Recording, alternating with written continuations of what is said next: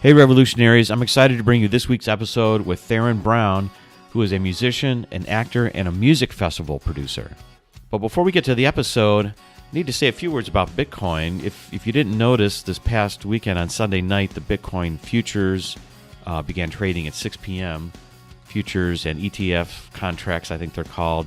Don't quote me on this terminology because I don't know a whole lot about it, and I don't know what futures are really, but I think they're out there to help you hedge your bet on Bitcoin if you think it's going up in the future or down in the future. It's a way to manage your risk. The point of it being that Bitcoin is weaving its way into the financial system at large, so it's kind of an endorsement of cryptocurrency and Bitcoin, the things that are going on today. And because of that, people have been asking me, hey, how do you invest in Bitcoin? If you want to try to get a taste and figure out what this cryptocurrency stuff is. So what I did was I put together a link on the website for Coinbase. So Coinbase is the digital wallet that I use to invest in Bitcoin, and you can use US dollars and you can invest in Bitcoin or Litecoin or Ethereum through Coinbase right now. And if you're interested, go to the website, jimjimsreinventionrevolution.com/resources, and you'll see the link there. And if you click the link and invest through that way, I will get a little bit of credit. I think it's $10 or $10 in Bitcoin or something like that, and that will help pay for maybe a partial month of hosting of the podcast here. But really, just information for you folks of that's one way to do it. It's a popular wallet that's out there, so I just wanted to get that out there because people are interested, and it's part of the reinvention revolution is to continue discovering these new things and figuring out what they mean to your life. And in this week's episode, I know that it will be fun for you to discover Theron Brown and hear about how he's gone from gigging musician to becoming the visionary and founder of the Rubber City Jazz and Blues Festival in Akron, Ohio, here in the U.S., and how his leadership is having an impact on the arts culture there.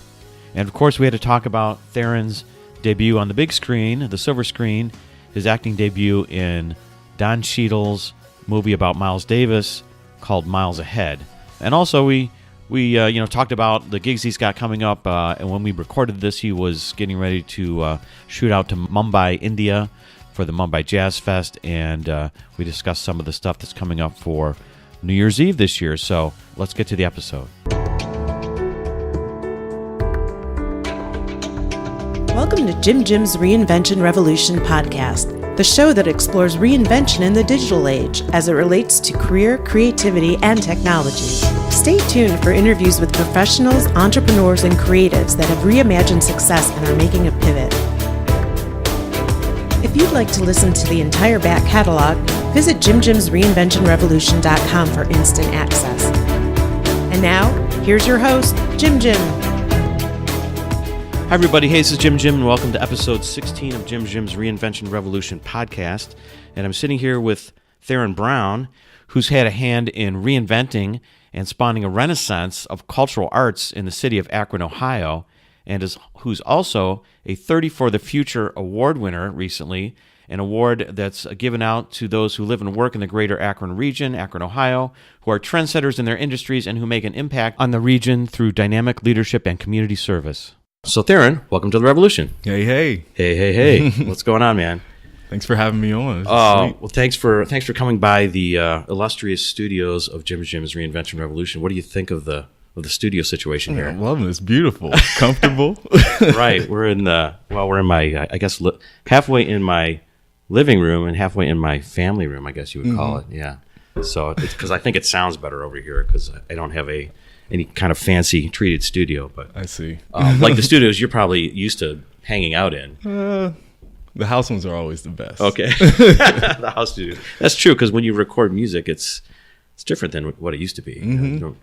Not everybody goes to a big studio these days. It's probably true. most people don't. And people are making records right from their house. Yeah, right on their iPhones, right? Yeah, I mean, seriously. It's such a crazy thing these days. But before we get going here, what I wanted to ask you is, do I still call you Theron or do I call you Mr. Hancock? Oh man, definitely Theron.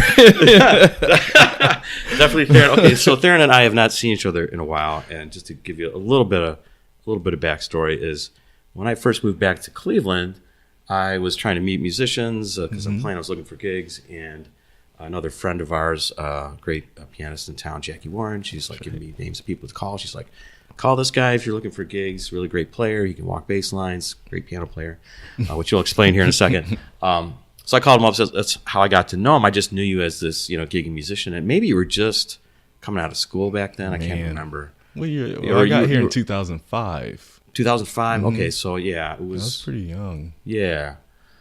So I don't know where you were, but you were maybe a year or two out of school and just younger or whatever. And I'm like, oh, this guy's cool, whatever. But that's all I knew of you. I kind of knew of you as this gig musician. Great, you're doing cool things. And then all of a sudden, you're on the road with like Glenn Miller Orchestra, Glenn Miller right? Orchestra, Okay, we'll talk about that in a second here. And then all of a sudden, you end up being an actor and reinventing the culture of the city of Akron or something. This is like really cool things happening with you. So. We'll talk about that with that. How I'm looking at it, what you've really done, but you really have done some cool things. So, tell me what was going on when I first met you, and where were you at? Were you just coming off the road then, or what was going on? Yeah, so I just actually I came off the road with Glenn Miller, and then I moved to New York.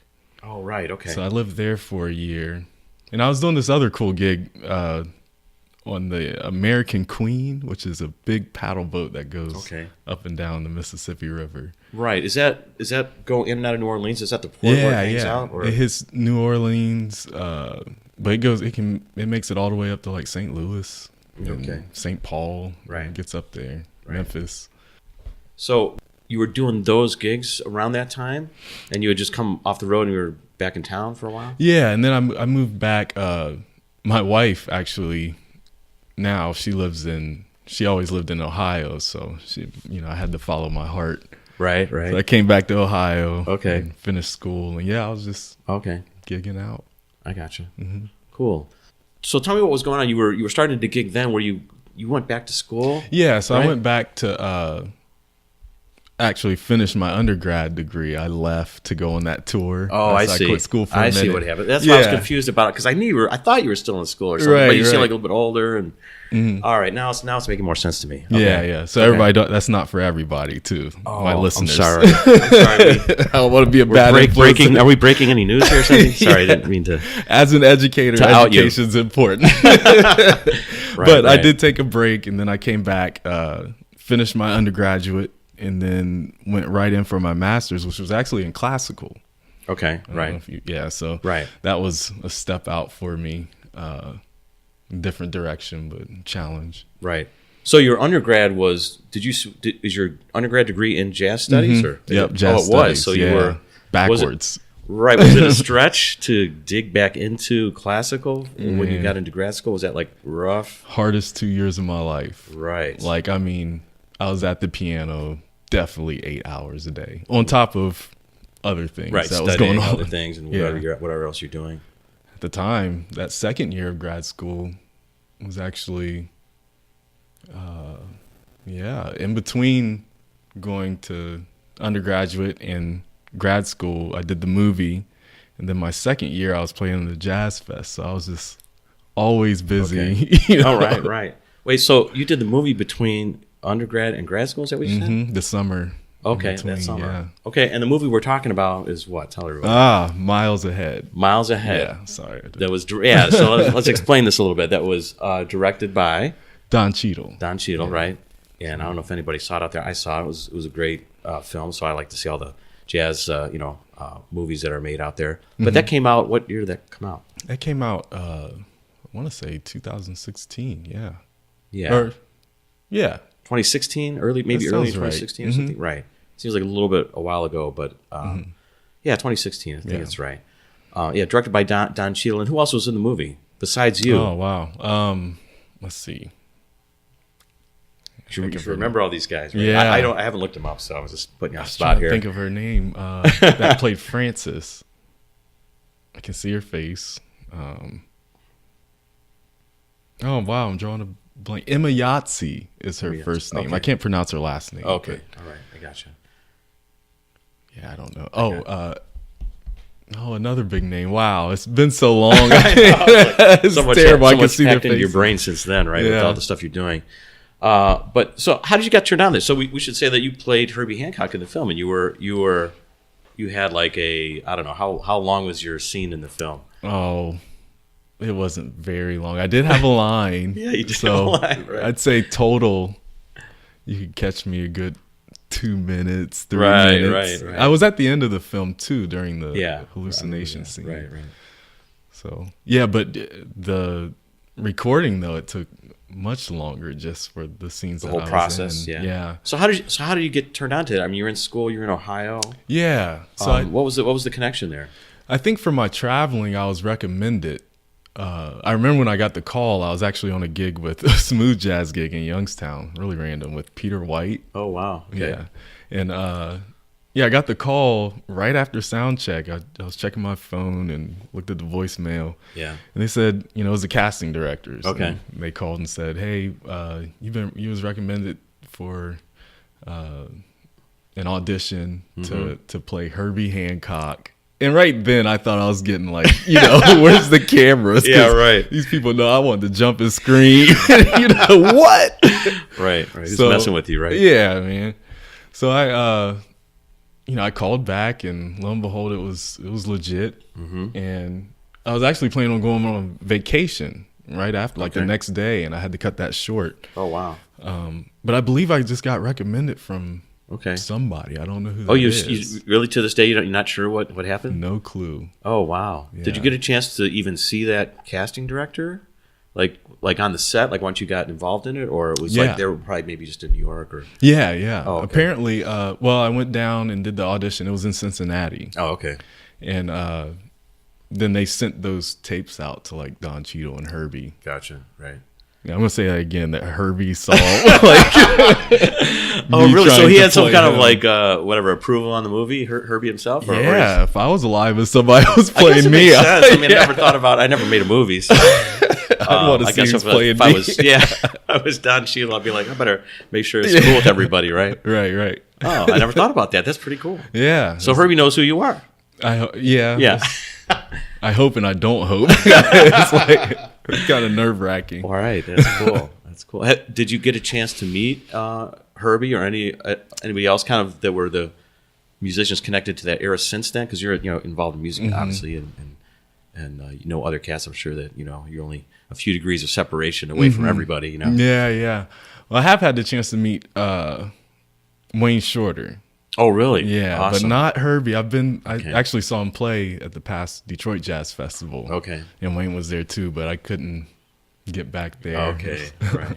All right. Well, you'll meet him at some point. It'll happen someday. It'll happen. For sure, man. On the next gig, maybe. Hopefully. That'd be nice. Yeah, that's cool. Well, that's fun. So what came out of that? So once the movie got released, obviously it was fun to be in it and whatever. Did that kind of lead to anything, or did it kind of raise your visibility in certain circles? Or it definitely raised visibility that I at the time wasn't even ready for. It was a lot. Trying to study and be in school. Oh yeah, you're busy at this point too, right? So but I think the biggest thing is that it gave a platform to just have a voice heard in a different way. To some exposure. People are coming out to see you. What's all the hype about? Right. Yeah. Especially when the movie came out. Right. Yeah. People are like, who is this guy? Oh my God, I got to go check him out. Right. Yeah. That's cool. Yeah. Did it help you make you feel, I don't know, maybe more confident in some way or validated? Like, oh, maybe I can do bigger things, or maybe there's, who knows? Because this is early on when you're still in school. You're not even really into your career much yet. Right. Were you thinking like, wow, did it like open your mind to like, maybe I should be thinking bigger or in some ways or something? It was overwhelming. I'd say it definitely inspired me, to think that anything's possible. Yeah. Right.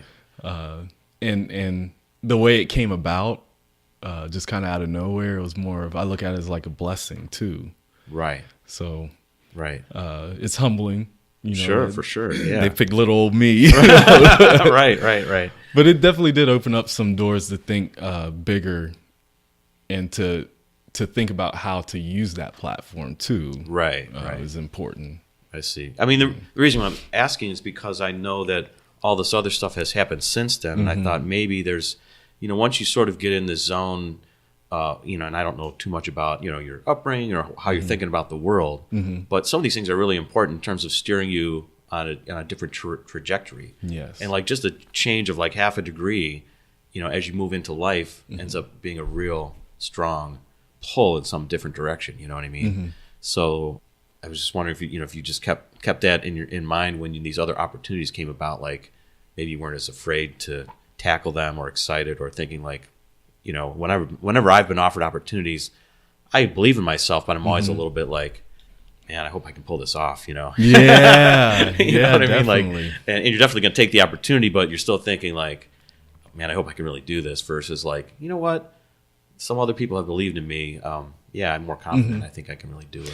Yeah. And, that's something that even my mom has talked to me about is a little bit of that is good. It kind of keeps, like we were talking earlier, your ego in check. And, I think a little bit of that fear helps. Like, when you get on stage, if you're overconfident, that's when you mess up. To this day, even though I played a million gigs and I've done some big gigs in front of thousands of people or small club gigs, I still get nervous right before I start playing all the time, no matter what. Even if I've like sat down and practiced for 3 weeks for the gig and I'm really got it under control, I'm still like, oh my God, I get nervous right before we start. And then once you start playing, it's like, oh yeah, it just kind of goes away and relax, but like always, to this day, I think there's something good about it. Just about the energy, or I'm never that comfortable until I start playing. Then once I start playing and figure out what the crowd's doing, then everything's cool. But yeah, it never goes away from me, which I think is a good thing. So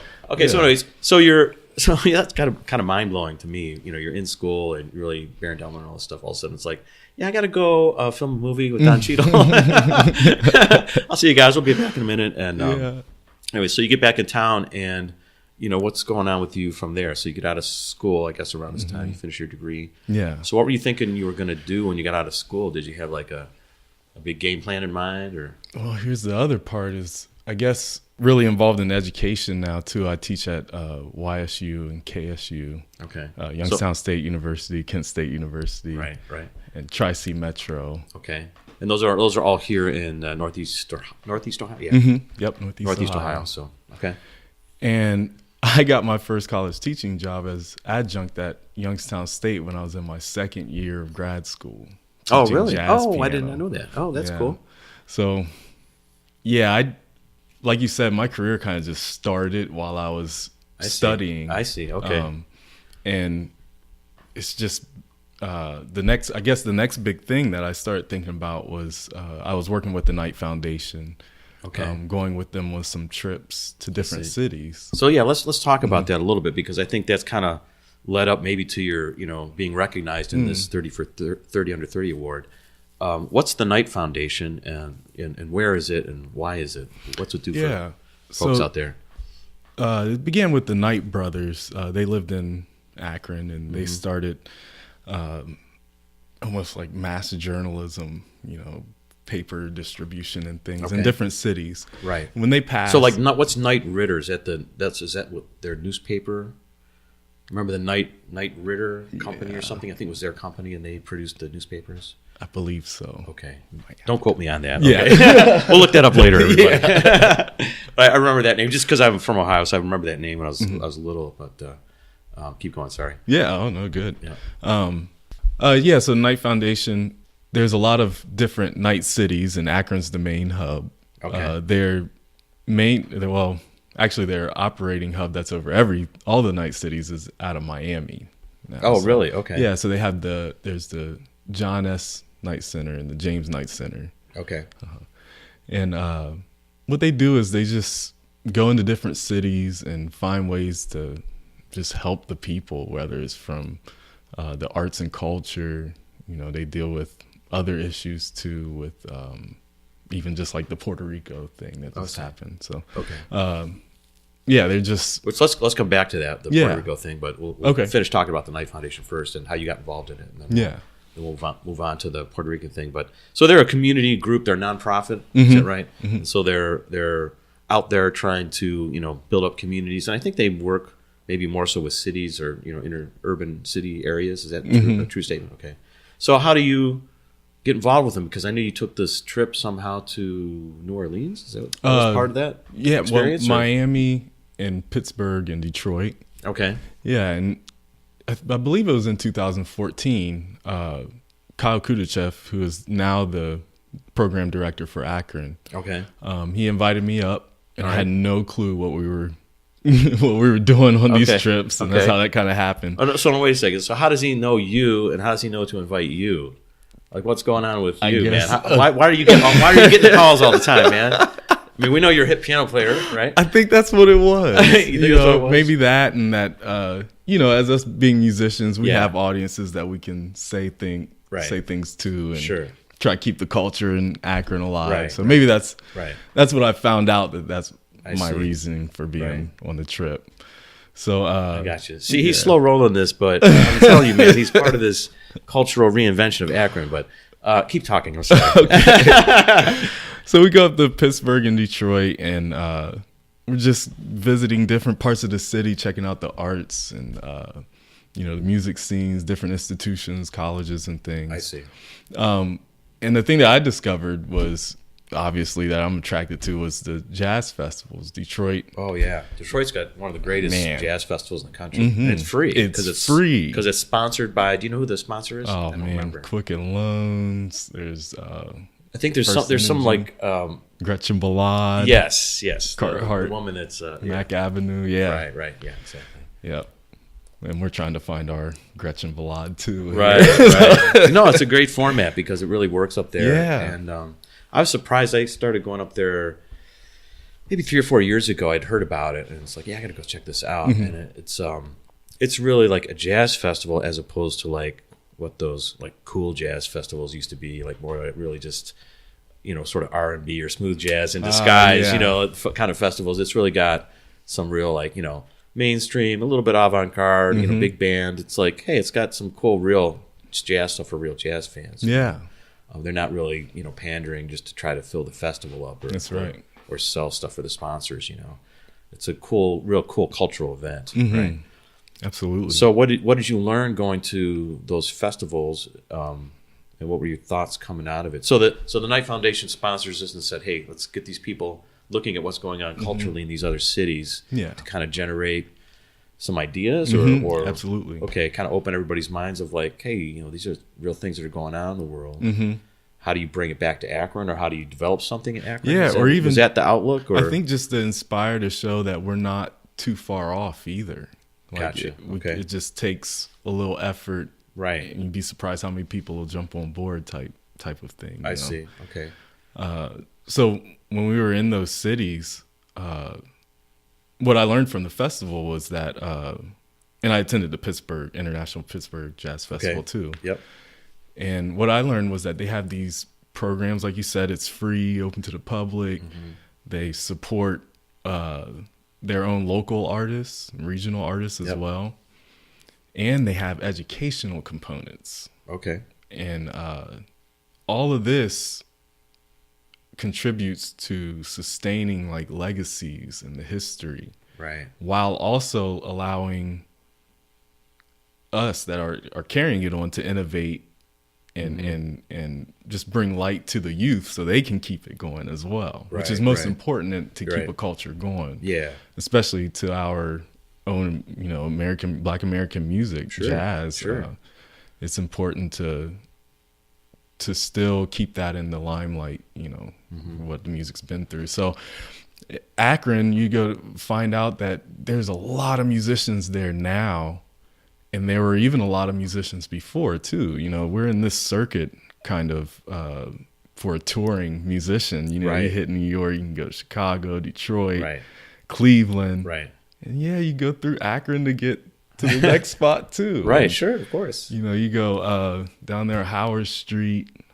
They got the Matthews Hotel that was there. A bunch of people stayed, musicians from Ella Fitzgerald, Oh Count yeah, Basie. definitely back in the history of like the 20th century when, Yeah. when jazz was really kind of born and in its heyday. Mm-hmm. All of this area. I mean, this was the the Great Lakes region was, to me, I think of it as like the Silicon Valley of the industrial age. Mm-hmm. So this is where all the Rust Belt.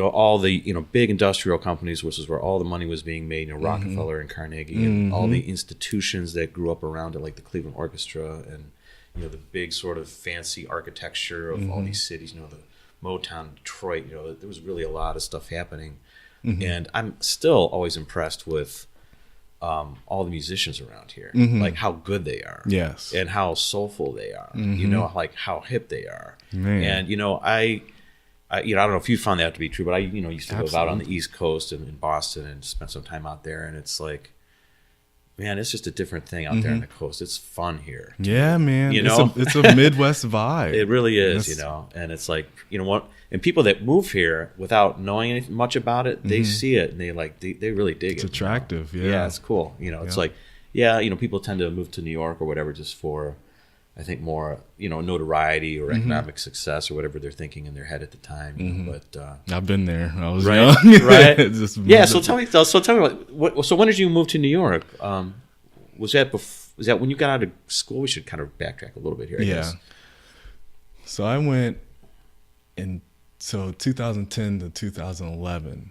I was with Glenn Miller Orchestra. Yeah. And then right after that year, I spent a year in New York, so 2012. Yeah.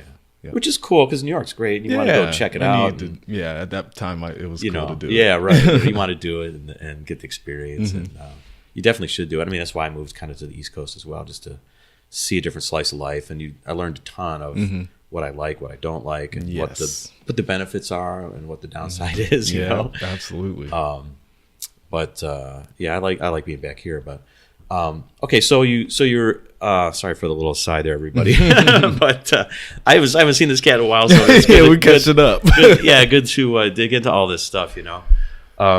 So you're on this Knight Foundation kind of field trip situation, and you're checking these cities out, and so you get back and you're sort of realizing like, there's this legacy and history in Akron for sure, and Northeast Ohio, and you're seeing other larger sort of cultural presentations happening in these other cities. So were you inspired to think like, hey, what can we do to kind of build this up a little bit or amplify it? Or was that kind of the goal going in, or was it just more organic, like, oh, we just want to do some cultural exchange or something? Well, I think it was organic, but it was exactly what you were talking about with seeing the musicians and how good they are around here, and seeing how we can keep up with others and how people are attracted. That's not a problem.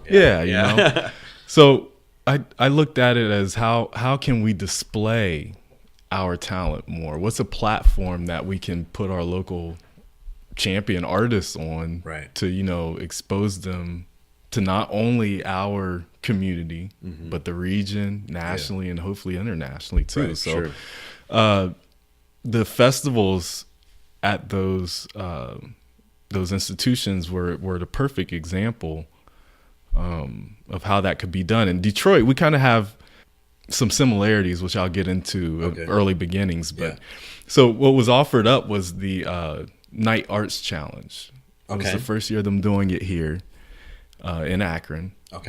And that is, you fill out this grant thing, and I had some folks to help me with it, because you fill out this grant thing and you present your idea, and you get matching dollars. So you have to, you get some money if you raise some money type situation.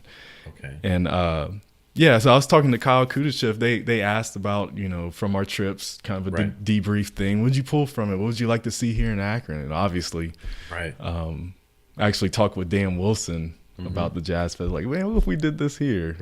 We lived together for a spell. Were you out there in New York together with him? No, here in Akron. When I came back for school. Oh, I got you. All right. And he was like, yeah, man, that's a great idea. So I talked to Kyle about it. And he was like, well, there's this thing coming up called the Arts Challenge, and that's the first I had heard of it. And he said, yeah, you should fill out for that. And literally, it was just a 150-word description. So who did you get to help you? So I think this is an interesting point of like, when you're presented with these opportunities and you're thinking like, because of your position, or you got identified maybe because you were this musician, or you have this cultural attention, in town because of, what you're doing. But you don't necessarily, at least at this point, have all these other skills developed. Right. Okay. And that's, you have to be aware of that. This is what I want to probe a little bit, because I think people, especially musicians, they can be very like monolithic in a way where it's like they get so focused on just practicing their instrument, and that's all they know. And it's all of a sudden they're like 40 years old and all they know is how to, play the saxophone. Yeah. Like they don't have other life skills or business skills or whatever, right? And that's one of the things why I wanted to have you on, because I see you're growing into all these other different skills. And I think that's important. And I think that's cool of realizing along the way, like, I got to continually keep reinventing myself when these opportunities are presented. You know what I mean? So who did you reach out to, or how did you figure out, like, I think I might need some help with navigating all this stuff, right? Yeah. And like building your skills in these ways, culturally or just business-wise down there. Did the Knight Foundation help you, like, hey, we want you to do this, work with these other people if you think you need help, kind of to for the vision or just the mechanics or logistics of filling out the paperwork or whatever it would be, right? They were definitely a big help throughout the process. Yeah.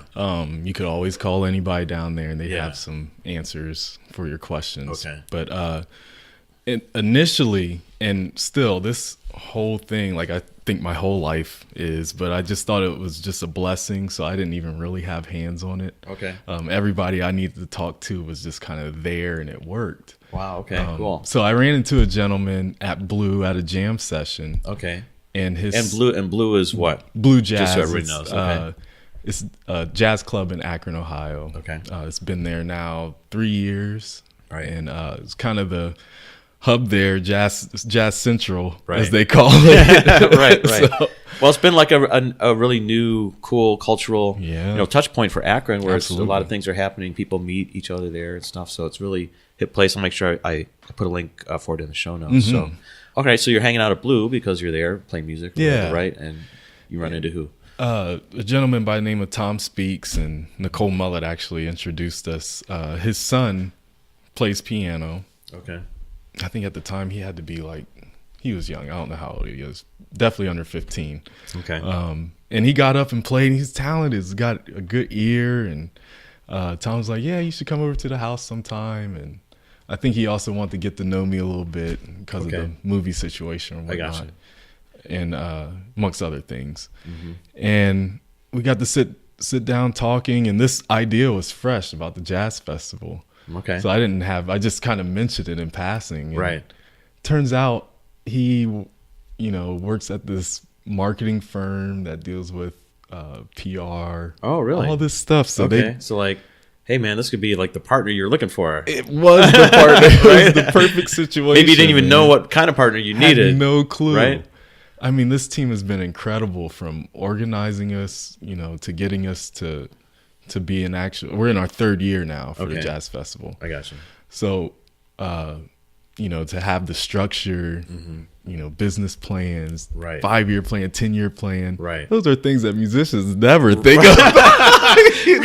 Right. You're like, you're speaking a foreign language to me right now. Like, what are you talking about, right? So I've been in school the past 3 years, just right. And the most important things I've learned is just being timely and responsive. Yes. Those are things that musicians, like you said, we get in our world, and right. Practicing for 2 hours could feel like 5 minutes if you're in the zone. Right. For sure.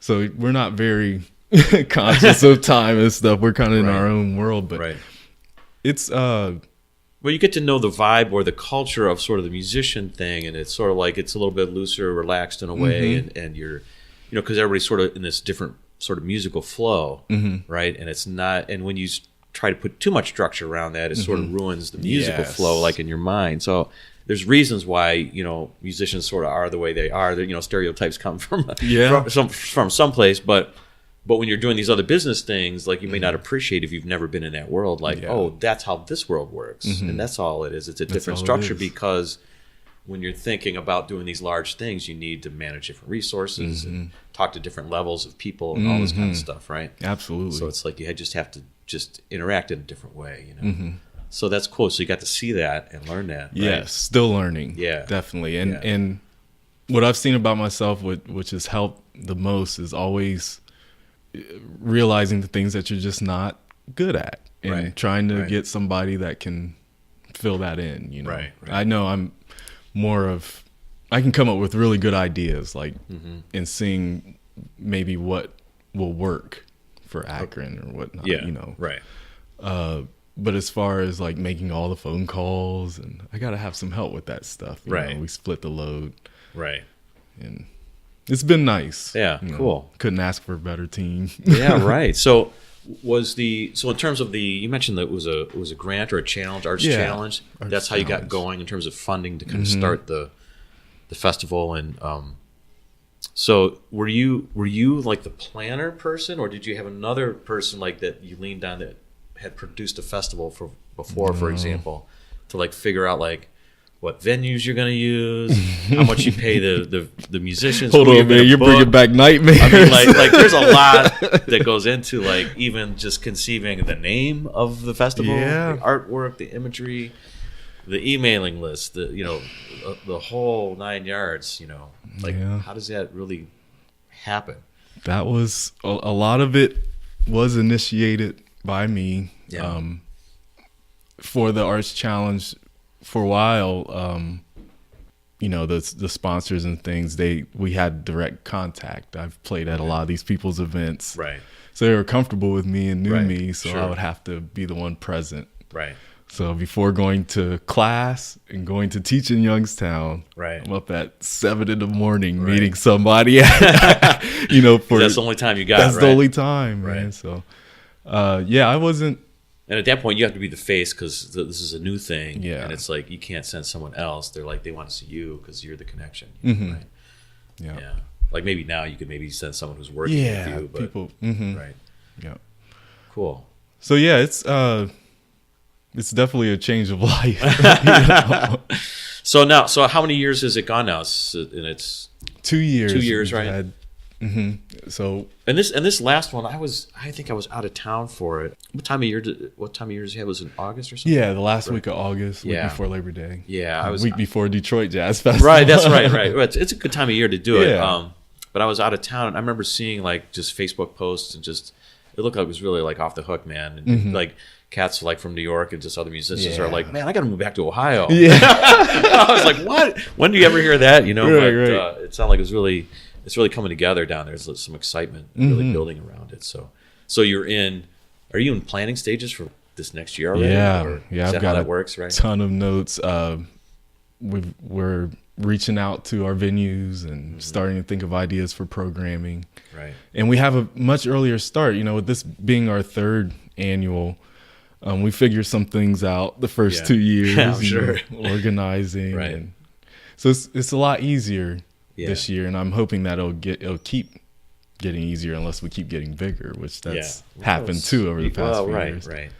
Yeah, just you know, grow slow, so you kind of just grow into it, you know, rather than trying to be like, let's go big and be crazy. I don't want to do that. You know, then you like implode under your own weight or something. Sometimes you know, you just kind of let it build. It's a really cool thing, and it's like, you know, as that's built. Maybe talk a little bit about just in general what's been going on in Akron and maybe Northeast Ohio at large in terms of like this arts sort of renaissance. Renaissance with that's jazz the perfect word. For sure. And just interesting, more I guess, you know, art based kind of projects. You know, the gigging scene's always been pretty decent, pretty cool and stuff like that. But there's more like real, you know, statements kind of being made. It seems like and just energy happening here creatively these days. Was that part of maybe what got started when the Knight Foundation was trying to, you know, kind of infuse some energy here, or is it just kind of organic that built out of what's been happening? What are your thoughts on it? Because you've been right in the middle of it, you know. I think it's definitely something that's always been there. You know, the level of musicianship has definitely grown over the past like 10 years. It's always been there. It's been kind of underground. So I think the Knight Foundation coming in and being so gracious to us has definitely put a bigger platform for exposure and for to gain a bigger audience. And that's across all boards with the arts, you know, from dance to theater and visual art, even technology is something that's being used. So just to talk about some of the other major institutions that are in Akron, it's like the Akron Symphony, you know, they're even innovating in different ways. Akron Art Museum, they've just been gifted $8 million. Yeah, I didn't see that. From the Knight Foundation a few weeks ago, which that's a big institute. That's been around for a while. So also a lot like Neos dance, they're doing a lot of things. So it's something that has always been there. Oh, Tuesday Musical, I gotta mention them too. But it's just they're getting a lot more exposure. What the beautiful thing is that now you don't have to be a major institute. Right. You know, you can be a local artist and you can still have that same exposure, you know, and gain just as much audience, which that is what I see changes the culture in a place, is when they're given that opportunity, there's more collaboration involved. Right. There's more events. So yeah, people want to move to the city. They got stuff to do. Right. There's a depth to it. There's a definition.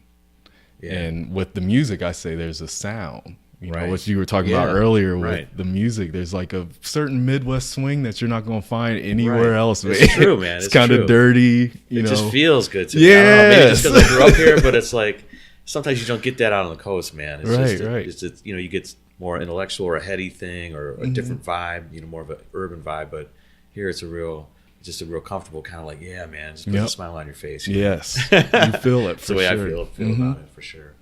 Well, that's cool, man. Yeah, and I think that's, you know, the art stuff is definitely happening, and I even see it with the sort of the food culture, the microbreweries. I mean, they just opened up a new, I think, extension of was it Red Dog Brewery, I think, or what's it called? Thirsty Dog up here in Cleveland, but that was, you know, started down in Akron, and so all those things are kind of working together to kind of revive the cultural renaissance, just in all ways, I think, a little bit, right? Yeah, because I mean, look at the history, and this is the same, I'm sure, in Cleveland and Akron. Actually, I think I heard something on NPR about it, but just back in the day, how there was this separation, segregation. We had the on Howard Street. That's where a lot more of the Black people were at, you know, the clubs, and you know, where you go and dance and party. Yeah, right. And then you go to the Summit Lake area, and it's more of in the east side, I believe. It's more of you know, that's where all the factories are and the nice houses. Gotcha. That's kind of done a flip flop. You know how that thing goes. All right. Yeah, sure. Things as time moves. Change, man. So those are historical, I feel, things that just kind of get brushed to the side to make people comfy. Yeah. You know. Right. But I like to expose those things just because the history is what defines what we're trying to do. Yeah, you know? Right. If we're jazz musicians, then how does it relate to... It informs the experience of like, why do you feel the way you feel? Why do you play a certain way? You know, like, where did that come from? New York's that definition is exposed in New York. Everybody knows that. Yeah. Of course, you have Bud Powell, Thelonious Monk, Sonny Rollins, you know. Right. Go to LA, same thing. There's the West Coast swing. Right. New Orleans, Congress Square, completely big time. Different. Oh man, their history is exposed. Yeah, it really is. Nashville with the country. Yeah. What is our definition? Yeah. I'm not saying that it's necessarily jazz or you know, even that label, you know. Yeah, right. We don't need the label for sure. Right. But yeah, no, but there is a thing here that, it's not been, I guess, I don't know if people have been reluctant to put a name on it, but I know I feel it when I come here. Yeah, when I move away, when I travel around the world, you know, like even when I've been traveling to Asia, different places, like I never realized, even when I've been to New Orleans, I don't know if you've had this experience, but, you know, I've been down to New Orleans and played on the street down there just for fun and stuff. And I never felt like I was from the East, the sort of northeast of the country, or this sort of industrial Midwest area. I never felt that so much about myself. It's not to go somewhere else. Yeah. But like you go down there and you know, and they're like asking me, do you know this song and that song? And like, it just really, you know, like really exposed in my mind, like how or what I am or how different I am. It's like, yeah, I don't have those cultural references, but I know all these tunes, and they didn't know the tunes I knew. You know, it's like you're like, whoa, this is you're thinking everybody would know, would know your stuff, you know, for some reason. But yeah, it is interesting. You know, it's cool to kind of embrace that. And, and like you said, it doesn't have. I don't even think we need a word to. If you walk into it and you feel it, that's even a bigger definition. To me, right. You know, definitely. What is that? Right. I figure that out. Got to come back tomorrow night and figure it out, right? So cool, man. So so this the Jazz and Blues Festival. What's the official name of it? Just so the Rubber City Jazz and Blues Festival. Yeah, the Rubber City Jazz and Blues Festival. Okay, so look that up. I'll make sure I put a link in the show notes for that for sure.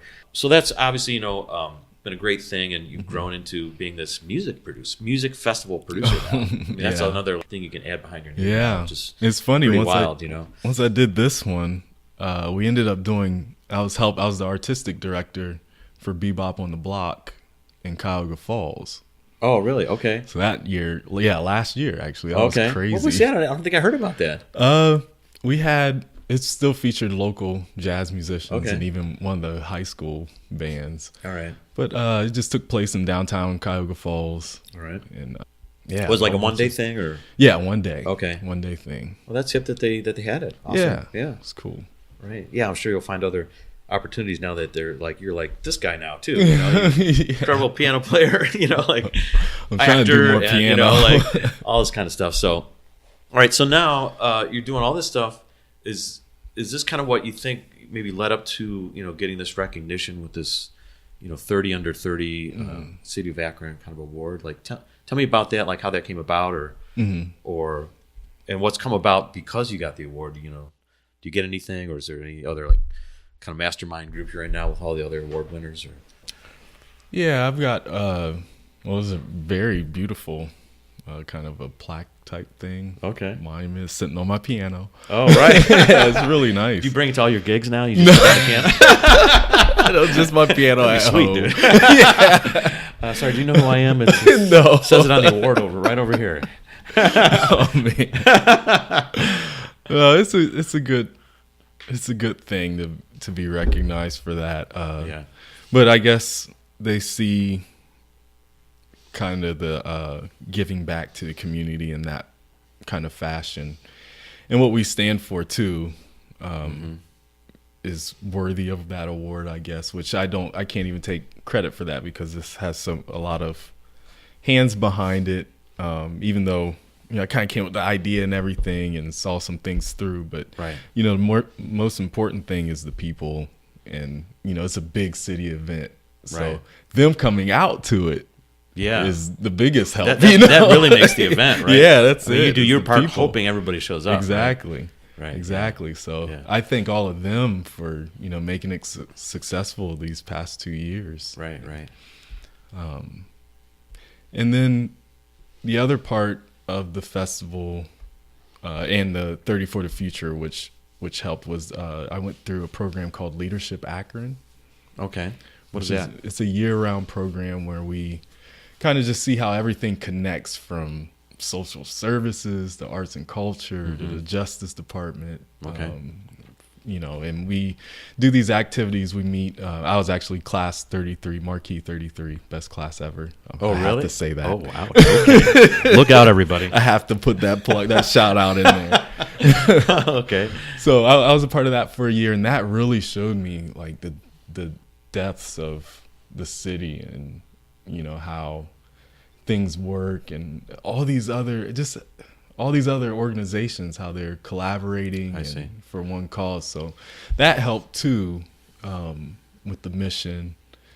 And I think, people are catching the fire. I'm catching the fire, being inspired from the people that are jumping on board. So. Yeah, that's cool. Well, when you have sort of that top-down view of, like you're sitting above the city, like in a drone or something, you see like, oh, I see how all the workings interconnect. And so when you're trying to do maybe your next program or the next festival, you're sort of like, oh, I see, I got to go this avenue to find this part of the next resource I need or something like that, right? Yeah, that's cool. Yeah, it definitely, the circuit is big for Leadership Akron. So Yeah. you meet almost everybody. Well, right. I mean, that's, because it's right, especially trying to produce a festival, you're going to need, the sanitation guys and security. Yeah, you're right. And, grants for, or people opening their individual business owners opening their parking lots or whatever That's it would be, right? Yeah. It really touches a lot of different things, let alone the art, getting the artists and all the, music production side and all these kind of things. So yeah, you're stressing me out, man. I was learning a ton, man. Well, I'm just thinking about, because my other business is doing a lot of project management and development stuff. So that's just how my mind starts to think about it. I'm like, okay, what do we got to do? Let's go. And I start thinking about all the things I got to write down and get on a timeline and that kind of thing. But yeah, that's really cool. So what do you? So what's on your platter for the moment? Because you're not in the thick of the festival that you're planning for next year. But true. Tell me about what you got going on with some of the gigs or some of the teaching you're up to these days. Well, teaching the semester is wrapping up, which I'm joyous about that. I have great students though, but it can get hectic sometimes. Let's see, my next next week I'm going out to Mumbai, India to play at I forgot you mentioned that. So what are you going there for? Yeah, so it's their jazz festival. I'm actually performing in it, not putting it on. That would be difficult. That's definitely a bigger festival. Yeah. That's one of the actually top most populated cities in the world. I don't know if you know that. So it's like number 4 or something like that. It's huge. Lots of folks. And the only reason I know that was because I was there in June. Oh, what? Believe it or not. Yeah. Monsoon season. Yeah, it was. That's exactly right. Wow, you knew that, huh? Yeah. Okay, yeah. How was it? Monsoon, it was just getting started. So like when I got there, it was still fine. And then I got there on a Sunday, and then I worked all week. And then by Friday, it started raining a little bit. So I had stayed another day just because the way the flights worked, and I thought I'd have some time to bounce around over that next weekend before I headed back. But it just started raining a lot. And I was and they were like, "Oh yeah, it's the monsoon season starting." I'm like, "Oh my god!" But then you have these images of people walking around with these umbrellas, and Mumbai is the old Bombay, and you're like, Bombay, "Oh, that's where all these things came from, of the umbrellas and everything." It's like you start putting things together. Yeah. It's a real different cultural scene there. That was the first time I'd been to India, and so I can't believe you're going to Mumbai. That's funny. Playing that's at really the cool. National Center of the Performing Arts. Awesome. What's the group? Is it your group or what? Actually, it with? I'm going out with Greg Banaszak. Oh, okay. And Chris Anderson. Oh, wow. And then we're going to use. They have some pretty good players over there, man. We're using. Using their rhythm section or drum and bass. Okay. So Greg Banaszak, he's a professor at Baldwin Wallace. Is that right? Okay. Yeah. And where's Chris at? Chris is actually running OpenTone. OpenTone music, which is where's that? Well, it's funny you should ask. I'll talk a little bit about it, but that'd be a good person to have on here too. Okay, Chris. Actually, we're a part of OpenTone. That's our fiscal. Oh, yeah. Oh, really? Oh, what do they do? So Explain that's that. our educational component, and they work out of schools here in Cleveland. They've been here for maybe since 2009, 6 or 7 years or so. Okay. Yeah.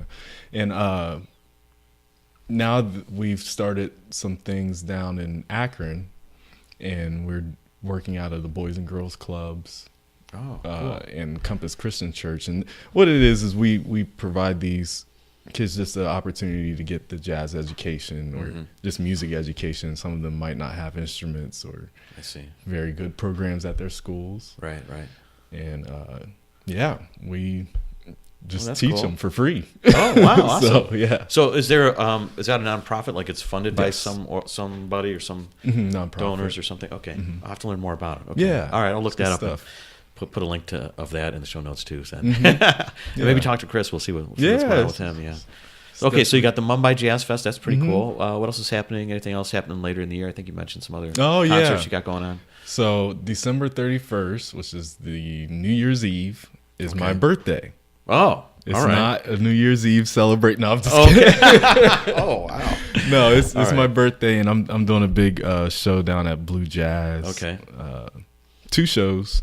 8 o'clock and 10:30, I believe. Yeah. Got an all-star lineup with some Akronites. Okay. That'll be cool. I got Dan Wilson. All right. Guitar. Yeah. And then my regular trio, which is Zaire Darden on drums and Jordan McBride on bass. Okay.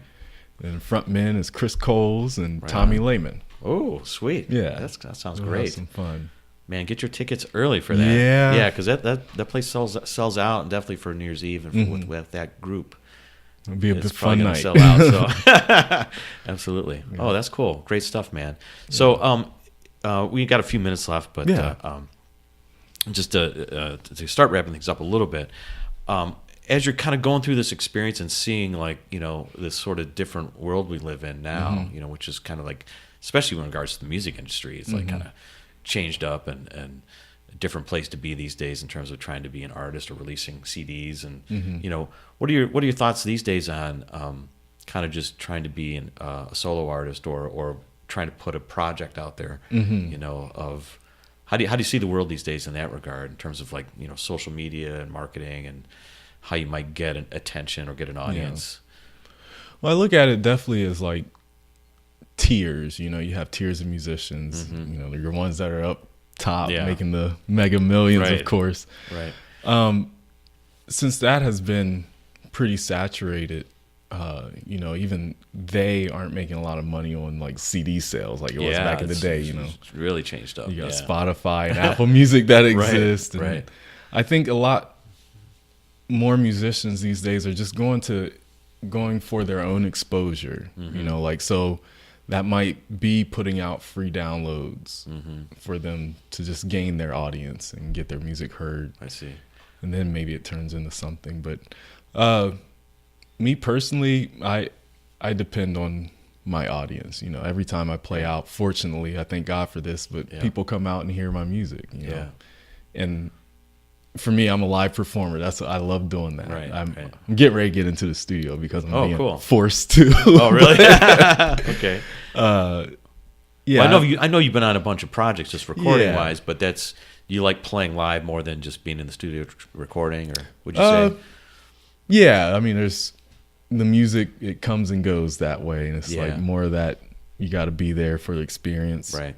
Type thing. Yeah. But even then, you can get that experience on Facebook Live or Instagram Live. It's true. We even stream some of the jazz festival just for those that can't make it, but also for those that just wouldn't come, so they don't have any excuses. Right. So I think that's important though, to just stay in their faces, and maybe you do have to, as things change, we have to change too. Right. With technology, especially. Well, you said it right there. That's definitely my feeling these days. I mean, that's kind of what putting this type of podcast together is all about, is showing people how they're able to maneuver these days kind of within this new context of the world changing. It's like right before our eyes is what it feels like to me. Yes. The sands are just unstable beneath our feet these days, in terms of which direction to go in, or what's going to be the right platform, the right channel to go down, in terms of all these different social media, for example, like Snapchat and Instagram, and what's the right one. But you've just watching you put together the Jazz and Blues Fest is you're good at it. You're kind of just figuring it out, and like, I don't know if you were just a natural at it or you're doing a lot of it before, but now you're this festival producer guy. You gotta get good at Facebook Live, and posting things and drawing this attention. And it's been good. I've been enjoying checking it out. Because I'm like, man, I got to get to the festival. But I was out of town. But I appreciated that you were posting stuff, and you had some live Facebook Live stuff that you did, and it's like, hey, that's cool. Yeah, and it's easy.